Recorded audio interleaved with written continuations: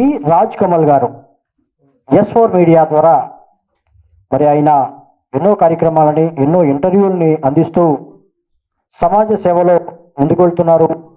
నిజంగా రాజ్ కమల్ గారు S4లో మంచి మంచి కార్యక్రమాలను అందిస్తూ ఎన్నో కార్యక్రమాలలో ఆయన తీసుకున్నటువంటి స్టాండ్లు కూడా చాలా పాపులర్ అయినాయి. అంతేకాకుండా చాలా మంచి మంచి కార్యక్రమాల ద్వారా ఆయన సుపరిచితులు అందరికీ వారికి అవార్డు ప్రదానం చేయడం జరిగింది. నిజానికి మీ వల్లనే మేమంతా ఇక్కడ కూర్చున్నాం. ఫస్ట్ టైం మీరు మీ రాజేంద్ర నగర్లోని మీ స్టూడియోలో ఇంటర్వ్యూకి వచ్చినప్పుడు దీనికి అంతా ఏర్పాటు జరిగింది. ఇటువంటి డిజిటల్ అసోసియేషన్ మీడియా అసోసియేషన్ ఏర్పాటు చేస్తే బాగుంటుందని చెప్పి, కాబట్టి ఆ డేట్ బిగ్గా దక్కాలని చెప్పి కోరుకుంటూ ఈ సభకి హాజరైన వైరా కోటేశ్వరరావు గారు, విశాఖపట్నం సన్మూర్తి గారు, ఆయన విశాఖపట్నంలో చాలా లబ్ధ ప్రతిష్ఠుడు. విశాఖలో ఒక మంచి కల్చర్ ఏంటంటే రోజు 2-3 చోట్ల కల్చరల్ ప్రోగ్రామ్స్ జరుగుతూ ఉంటాయి. ప్రతి ప్రోగ్రామ్కి ఆయన గెస్టే. ఒక మీటింగ్కి వెళ్ళి జ్యోతి ప్రదర్శన చేసి, ఇంకో మీటింగ్కి వెళ్ళి అవార్డులు ఇచ్చి, ఇంకో చోటకి వెళ్ళి ముక్తాయింపు చేసి, మళ్ళీ ఫస్ట్ మీటింగ్ వచ్చి అట్లాగా బిజీగా ఉంటాడు ఎప్పుడు కూడా ఆయన. హనుమంతరావు గారు, హనుమంతరావు గారు, నేను ఆయనకు ఒకసారి వార్త చేసే జర్నలిస్ట్ ఉన్నారు. అటువంటి వ్యక్తి హనుమంతరావు గారు. ఆయన ఆధ్వర్యంలో విజయవాడ దూరదర్శన్ పెట్టిన కొత్తలో దానికి ఒక గుర్తింపును తెచ్చిన వ్యక్తి హనుమంతరావు గారు. నాడు గమనం గమ్యం అని చెప్పి ఒక కార్యక్రమాన్ని నిర్వహించారు ఆయన. అదేంటంటే ఆ రోజుల్లో సామాజిక ఆర్థిక అంశాలను దాంట్లో ప్రస్తావించేవారు చాలా ధైర్యంగా. ఈవెన్ నక్సలైట్లకు సంబంధించిన సమస్యలు కూడా గమ్యంలో ప్రస్తావించారు. అటువంటి వ్యక్తి హనుమంతరావు గారు. మీకు చెప్పక్కర్లేదు, ప్రతిరోజు కూడా లైవ్లో ఆయన మనం చూస్తూనే ఉన్నాం. ఆయన చెప్పినట్టు ఒక క్లారిటీ అనేది ఉంది ఆయన దగ్గర, స్పష్టత అనేది ఉంది. చాలా మంది ఇక్కడ సమస్య ఏంటంటే మన సమాజంలో, అలాగే మనకున్న సమస్య ఏంటంటే స్పష్టత లేకపోవటం, ఏదో ఒకటి నోటికొచ్చిన మాట్లాడటం, లేకపోతే తోచింది చేయటం. అట్లా చేయడండి ఆయన. చాలా ప్లాన్డ్గా ఏది చెప్పాలనుకుంటున్నాడో సూటిగా ఘాటుగా చెప్పటం, ప్రేక్షకుల్ని కన్విన్స్ చేయటం. అది విజయబాబు గారు. ఆయన గురించి మనం చెప్పుకోవట్లేదు. ఆయన పూర్వ సమాచార కమిషనరే కాదు, అలాగే అనేక సాంస్కృతిక సంస్థలకు హైదరాబాద్లో కూడా నిత్యం ఆయన ఏదో ఒక సమావేశంలో ఉంటూ సభకు అధ్యక్షత వహిస్తూ జనాల్ని అలరించే వ్యక్తి. అటువంటి వ్యక్తి నాకు మిత్రుడు కావటం అనేది నా అదృష్టంగా నేను భావిస్తున్నాను. అశోక్ కుమార్ గారు, వారు ఈ ఆంధ్ర అడ్వకేట్స్ ఫోరం అని చెప్పి ఒక ఫోరంకి ఆయన కన్వీనర్గా ఉంటూ ఈ మధ్యలో ఒక గొప్ప మీటింగ్ ఏర్పాటు చేశారు అడ్వకేట్స్తో. దాదాపు 1000 మంది హాజరయ్యారు ఆ సమావేశానికి. అటువంటి ఆర్గనైజేషన్కి తెలుసున్న వ్యక్తి మన అశోక్ కుమార్ గారు. తర్వాత తిప్పరాజు రమేష్ గారు తెలుసు, ఆయనకున్న పరిచయాలు, ఆయనకున్న వాగ్దాటి, ఆయనకున్న ఇది కంటెంట్ ప్రజెంట్ చేయటంలో ఆయన ఏంటంటే చంద్రబాబు నాయుడు మించిపోయాడు ఆయన.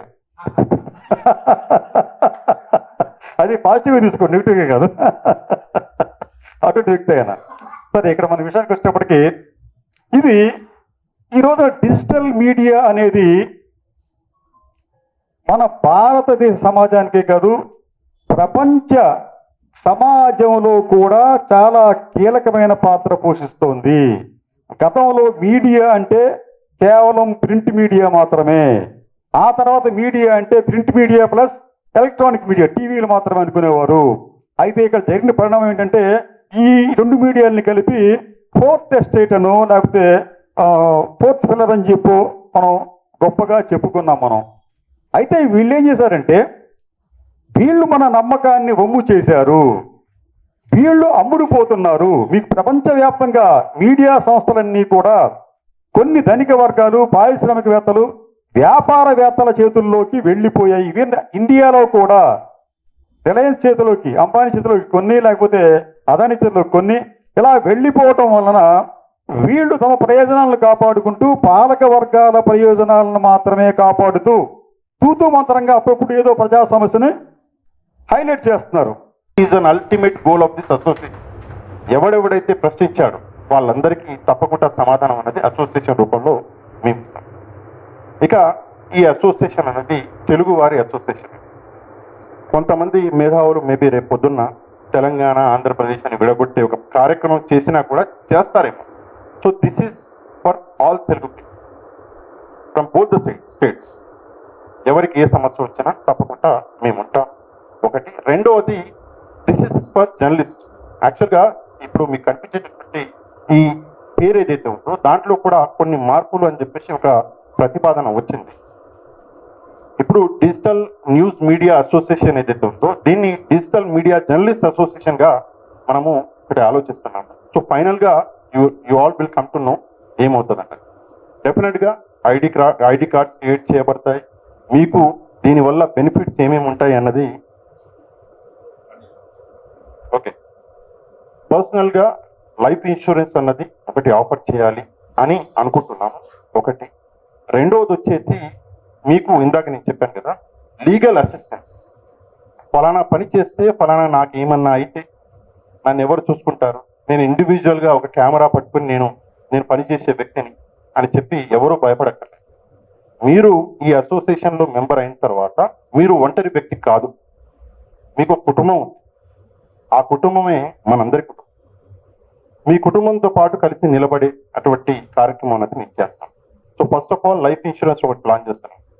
దాని తర్వాత ఈ అసిస్టెన్స్ ఒకటి, లీగల్ అసిస్టెన్స్ ఒకటి, రెండు ప్లాన్ చేస్తున్నాను. ఫర్ దిస్ ఏంటంటే రిజిస్ట్రేషన్, ఈ అసోసియేషన్ ని చాలా ఫార్మాలిటీస్ ఉన్నాయి. మీ అందరికీ తెలుసు ఎలా ఉంటుందో. ఈ అసోసియేషన్ బాడీ అనేది ఫామ్ అవ్వాలి.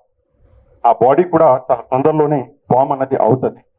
ఏది ఏమైనప్పటికీ కూడా రాబోయే రోజుల్లో జర్నలిజం విలువల్ని కాపాడబోయేది డిజిటల్ మీడియాలో పనిచేస్తున్నటువంటి జర్నలిస్టులే. అందులో ఎట్లాంటి సందేహం అన్నది లేదు. ప్రజల కోసం పనిచేయాలి అని ఆలోచన ఉన్న ప్రతి ఒక్కడికి ఈ ఒక న్యూస్ అన్నది ఇవ్వండి. మీకంటూ పనిచేసే ఒక అసోసియేషన్ ఉంది, మీకోసమే పనిచేస్తుంది, తప్పకుండా రండి. వాళ్ళకు ఒక ప్రోత్సాహం అన్నది ఇవ్వండి.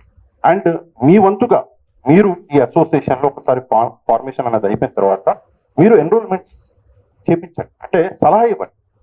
నీకు ఒక అసోసియేషన్ ఉంది బాబు, నువ్వు వెళ్ళి ఇక్కడ అవ్వు అని చెప్పేసి మాలాంటి వాళ్ళ నెంబర్లు ఏమని వి విల్ డూ ఎన్రోల్మెంట్. మన కుటుంబాన్ని మనం పెంచుకోవాలి. సో కొన్ని విషయాలు ఇంకా ఆలోచిస్తున్నాము. This association definitely will have elections. ఇనీషియల్గా మేము కష్టపడతాము, ఎవరైనా పడాలో ఒక 2 years నిలబెట్టి ఒక ప్లాట్ఫామ్ అని క్రియేట్ చేసిన తర్వాత తప్పకుండా ఎవ్రీ 2 years ఒక ఎలక్షన్ అనేది ఉంటుంది. దీని జనరల్ బాడీ అనేది ఫామ్ అవ్వాలి. అన్ని ఫార్మాలిటీస్ ఉంటాయి. ప్రతి ఆస్పెక్ట్ లో మేము వర్క్ చేయబోతున్నాం. తప్పకుండా ఈ అసోసియేషన్ రాబోయే 2 సంవత్సరాల తర్వాత మీకు నెక్స్ట్ లెవెల్లో కనిపిస్తుంది. అందులో ఎట్లాంటి సందేహం లేదు. మీన్ వైల్ ఎవ్రీ ఇయర్ ఈ ప్రోగ్రామ్ అనేది పెట్టబోతున్నాం. అది ఎక్కడ అంటే డిఫరెంట్ ప్లేసెస్ లో పెడతాం. అది మీకు చెప్తారు కృష్ణరాజు గారు. డెఫినెట్ గా ఈ అసోసియేషన్ గురించి ఒక పాజిటివిటీ అనేది స్ప్రెడ్ చేయండి, ఒక న్యూస్ అనేది స్ప్రెడ్ చేయండి. మీరు సోషల్ మీడియా మీరు తలుచుకుంటే చేయలేనిది ఏం లేదు. ఇందాకే చెప్పారు సార్, ఏదో పొలిటికల్ పార్టీ వచ్చింది సోషల్ మీడియా వాళ్ళని గురించి అని చెప్పేసి. అందరూ వస్తారు. మీరు ఒకసారి ఒక స్టేజ్కి వెళ్ళిన తర్వాత అందరూ వస్తారు. మీరు ఆ స్టేజ్కి వెళ్ళే వరకు కాపాడడం మా బాధ్యత. అది మాత్రం తప్పకుండా ఒక బాధ్యతగా తీసుకుంటాం. దాని తర్వాత మీరు ఎదగండి, ప్రజల కోసం పనిచేయండి. Apart from all parties and all అది ఇది పక్కన పెట్టేద్దాం. ప్రజలకి ఏం మంచి జరుగుతుంది అంటే వాళ్ళ కోసం పనిచేయండి. తప్పకుండా అసోసియేషన్ మీతో పాటు ఉంటుంది. మిత్రులారా, ఇది ఒక డిజిటల్ మీడియా రంగంలో ఒక తొలి అడుగు. దీనికి చొరవ తీసుకున్నటువంటి కృష్ణరాజును ముందుగా నేను ప్రత్యేకంగా అభినందిస్తున్నాను. ఇది చాలా మీడియా రంగంలో చాలా అవసరమైనటువంటి ఒక చర్య. అయితే ఎప్పుడు కూడా ఎంత పెద్ద మహోద్యమాలకైనా మహాసంస్థలకైనా తొలి అడుగు చిన్నగానే ప్రారంభం అవుతుంది. నిజానికి నేను ఈ విజయవాడ నగరంలో ఇప్పుడున్నటువంటి పరిస్థితుల్లో ఇంతమంది వస్తారని చెప్పని నేనైతే అనుకోలేదు. కానీ వచ్చిన మీ అందరికీ కూడా అంటే శక్తులు నిండి నెత్తురు మండేటువంటి జర్నలిస్టుల యొక్క దమ్ము ధైర్యానికి ఇది ఒక ప్రత్యేకంగా నేను చెప్తున్నాను. మీ అందరినీ కూడా పేరున అభినందిస్తున్నాను. That is the capacity and capabilities of the journalism. ఆ ధైర్యం ఇది ఉన్నటువంటి వాళ్ళు మాత్రమే, ఒక సమర స్ఫూర్తి ఉన్నటువంటి వాళ్ళు మాత్రమే జర్నలిజంలో రాణించగలుగుతారు. ఒక సుదీర్ఘ ప్రస్థానంలో 4.5 దశాబ్దాల సుదీర్ఘ ప్రస్థానంలో మేము జర్నలిజంలో ఎన్నో రకాల ఆటుపోట్లు చూసాం, ఎన్నో రకాల మార్పులు చూసాం. ఎంతో మంది నాయకులతో జర్నలిస్టులకి ఉన్నటువంటి సఖ్యత సంఘర్షణ 2 పార్శ్వాలని కూడా చూసాం. అయితే ఎండ్ ఆఫ్ ది డే ఇక్కడ ఏంటంటే this is the fourth estate of the democracy అన్నప్పుడు ఈ డెమోక్రసీలో ఒక ఆటోక్రసీగా దీన్ని మార్చేసి మొత్తం మిగతా 3 వ్యవస్థలకి కూడా ఏమాత్రం సంబంధం లేకుండా మనమే పెత్తనం చెలాయించాలి అనేటువంటి ఒక నాయకులు పాలిటీషియన్స్ ఎవరైతే బయలుదేరారో ఆ సమయంలో దాన్ని నిలువరించి తిరిగి మళ్ళీ ఆ డెమోక్రసీ యొక్క ప్రస్థానాన్ని స్ఫూర్తిగా నడిచేటువంటి ప్రయత్నం చేయాల్సినటువంటి బాధ్యత నైతికంగా జర్నలిస్టుల మీద మాత్రమే ఉంది.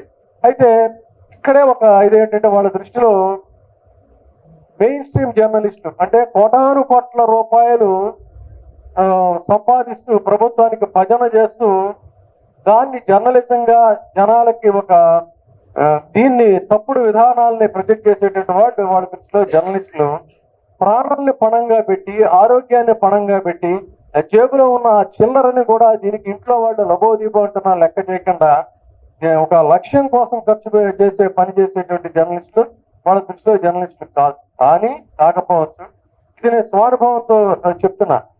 నేను కృష్ణరాజు ఇండియన్ ఎక్స్ప్రెస్ గ్రూప్ లో మేము మా ప్రస్థానాన్ని ప్రారంభించడానికి ముందు నుంచి కూడా ఒకవైపు మా ప్రొఫెషనాలిటీకి ఎక్కడ దెబ్బతినకుండా పనిచేస్తున్నాయి, ఇంకొక వైపు ఆ శ్రేణులన్నిటినీ కూడగట్టడంలో అనేక రకాలైనటువంటి కష్టాలని అవరోధాలని మేము ఎదుర్కొన్నాం.